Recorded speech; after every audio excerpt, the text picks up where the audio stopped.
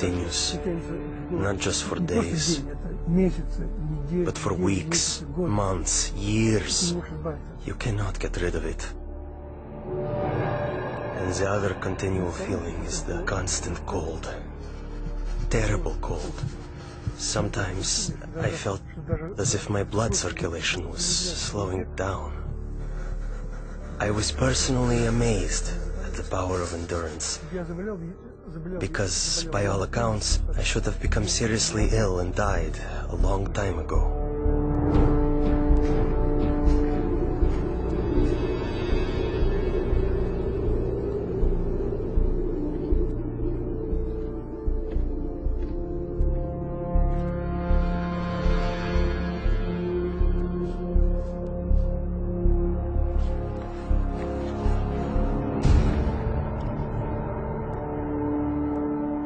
One night, I was thrown into a cell with a broken window.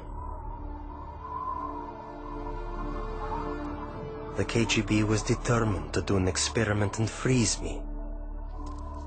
Later they would say he broke the window in his cell and died of cold. I felt despair. I thought to myself, has God really left me? Am I really forgotten and neglected? Have my years of suffering been in vain?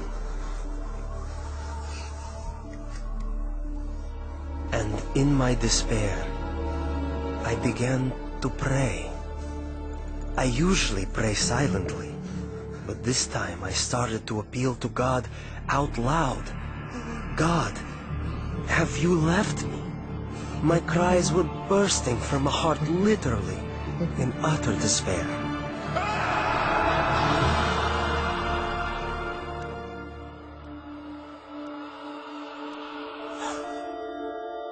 One night I had a dream. In my dream, I was told to pray for Alexander. I had no idea who Alexander was. But I told my church, and we began to pray for him.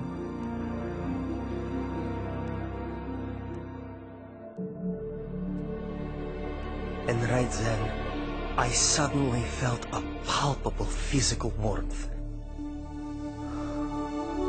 Not the kind that comes from a heater, but like when a mother draws her freezing child to her breast and warms him with her tearful breath of compassion.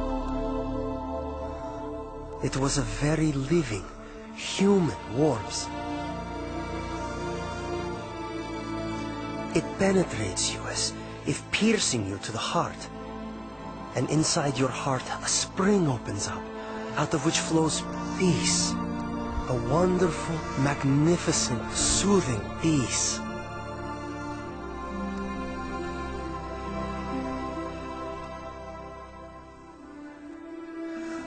I felt a very loving, brotherly touch. Someone's caring hand touching my shoulder.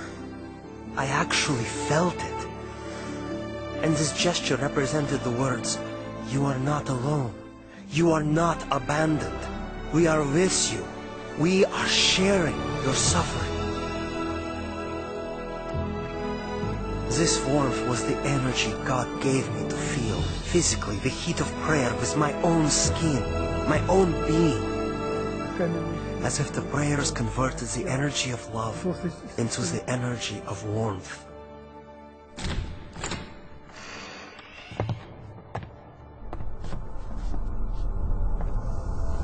In the morning, it was a shock to my executioners.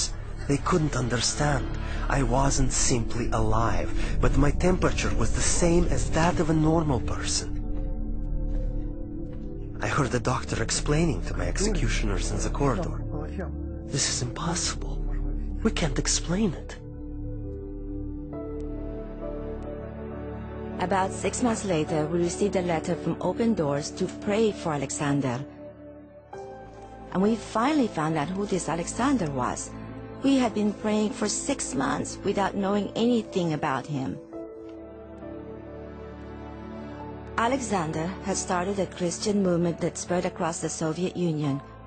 For this crime against the state, he was imprisoned to a labor camp in northern Siberia. the death sentence zone. It so happened that many people began praying for me.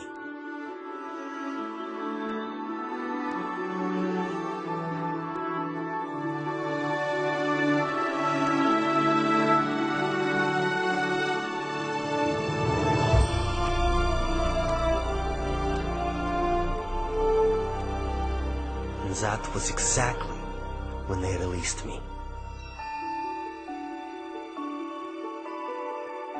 Prayer opened the prison doors, and as the gospel affirms, set the captives free.